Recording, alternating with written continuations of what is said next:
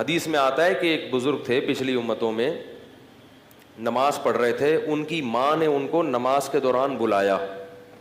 وہ پریشان ہو گئے کہ ایک طرف میری نماز ہے اور ایک طرف ماں کا تو پکار کا جواب دینا ہے. کیسے تقویٰ تھا دیکھو پہلے لوگوں میں. آج نماز میں نہیں ہوتے, ٹی وی دیکھ رہے ہوتے ہیں اور ماں پکارتی ہے, جواب. بہت بڑا جرم ہے, یاد رکھو, اپنی اولاد کو سمجھاؤ یہ کہ ماں یا باپ میں سے جب کوئی پکارے آپ کو جواب دینا ہے. گونگا بہرا بن کے بولو بھائی نہیں بیٹھنا. موبائل میں لگی ہوئی ہے بیٹی, واٹس ایپ دیکھ رہی ہے, ماں بلا رہی ہے کہ جواب ہی نہیں دے رہی. بہت بڑا جرم ہے, بہت بڑی بدتمیزی ہے, بہت بڑی بے اکرامی ہے یہ.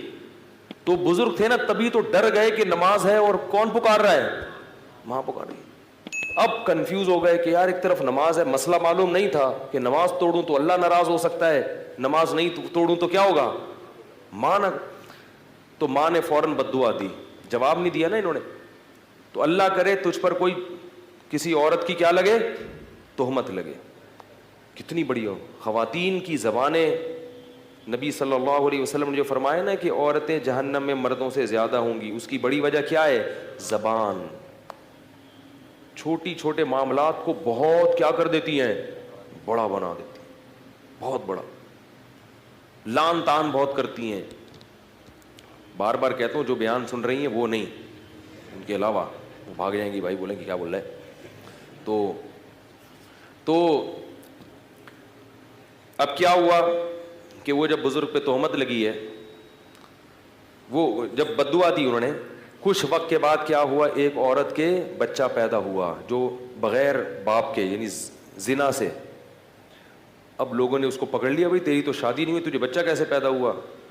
تو اس نے فوراً تہمت لگا دی اس بزرگ پہ, جھوٹی تہمت. یہ جو صوفی بنا پھرتا ہے نا, ایسے نماز روزے میں لگا ہے ہر وقت, یہ ہے. لوگ میں سینس تو ہے نہیں کہ بھائی کوئی بھی دشمنی میں لگا سکتا ہے, کوئی بھی اپنے اصل مجرم کو بچانے کے لیے بھی کسی پہ کوئی دشمنی نہیں ہوتی, لیکن اصل جو ہے نا اس سے تو دوستی ہے, وہ بچ جائے. ان کو پکڑ کے ان کی عبادت گاہ کو گرا دیا, اور جو ان کو توہین کر سکتے تھے کرے. بیچارے بڑے, ان کو یاد آیا کہ یہ کیا تھا, میری ماں کی بد دعا. حدیث میں آتا ہے کہ بچپن میں کوئی بھی نہیں بولتا سوائے 3 بچوں کے, ان میں ایک یہ بھی تھے. جب بہت زیادہ ہو گیا تو اللہ کو ان پہ ترس آیا, تو ماں کی گود میں بچے نے گواہی دی کہ میں اس کا بیٹا نہیں ہوں. پھر ایک شخص کا بتایا کہ وہ ہے جس نے زنا کیا ہے میری ماں کے ساتھ. پھر لوگوں نے اور زیادہ عقیدت میں ہاتھ پاؤں چومنا, اور کہا کہ ہم سونے کا بنا دیں گے آپ کا محل. انہوں نے کہا نہیں, سونے کا نہیں, مجھے مٹی کا ہی بنا دو. تو اس سے پتہ چلتا ہے کہ ماں کی بد دعا کا اثر, بولو بھائی,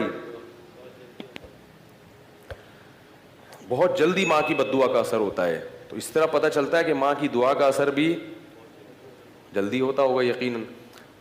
تو اس لیے والدین کو خوش کر کے ان کی دعائیں لینی چاہیے, اور والدین کو چاہیے اگر کبھی اولاد سے کمی کوتاہی ہو گئی ہے تو بد دعا بہت بڑا جرم ہے یہ, اس سے ماں باپ کو بھی سزا ملے گی کہ اتنی سی بات پہ بد دعا دی کیوں تم نے.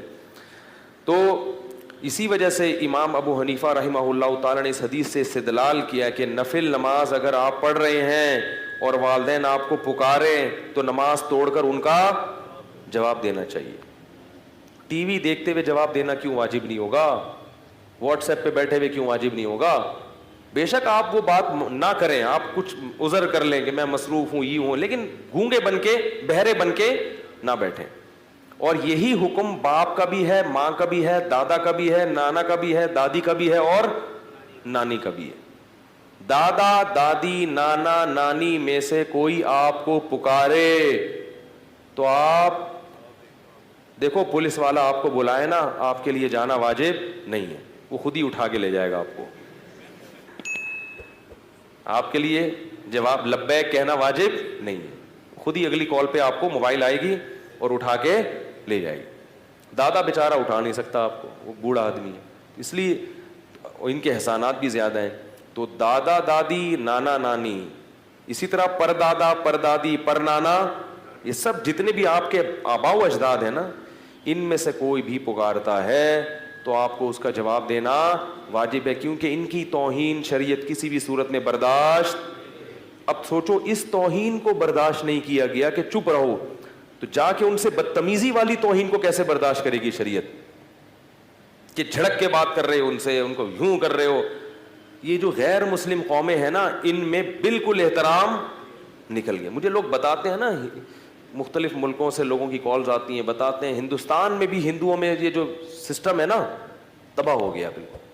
پہلے ہندوؤں کا بھی فیملی سسٹم کچھ اچھا تھا, کچھ تھوڑا سا بوڑھوں کا احترام تھا, وہاں بھی کیا ہو گیا, ختم. تو اللہ کے بندو, ہم مسلمان ہیں, ہمارے پاس تو اللہ کی کتاب ہے, ہمیں اس کتاب کو فالو کرنا ہے. گھر میں کوئی بوڑھا ہے, دادا دادی, تو صرف اس کی کیئر نہیں کرنی ہے. لوگ سمجھتے ہیں صرف اس کا علاج معالجہ کرنا ہے, اس کو عزت دینی ہے. کیسے سمجھائیں یار, اس کو کیا کرنا ہے, عزت دینی ہے, عزت. لوگ کرتے ہیں کہ بھائی دادا بیمار ہیں تو چلو ٹھیک ہے, ایک لگا دیا ایک نوکر کے, یار دیکھو ان کا ذرا پیمپر ویمپر چینج کر دیا کرو. اتنا کافی نہیں ہے, اس کو کیا کرنی ہے, عزت دینی ہے. وہ بات کر رہا ہوں تو بیٹھ کے آرام سے سننی ہے, چاہے سمجھ میں آئے نہ آئے. تو یہ بڑا مسئلہ ہے کہ آج گھر میں بوڑھوں کی عزت ختم ہو گئی ہے. یہ بہت خطرناک بات ہے, اس پر اللہ کی طرف سے عذاب آئے گا, دنیا میں بھی اور آخرت میں بھی. اور یہ عذاب کم ہے کہ پھر اپنے بچے نہیں پوچھتے, پھر ایسے پڑے ہوئے ہوتے ہیں بوڑھے. اولڈ ہاؤس ہمارے ملک میں بھی کھلنا شروع ہو گئے, جہاں اولاد نے اپنے بوڑھے والدین کو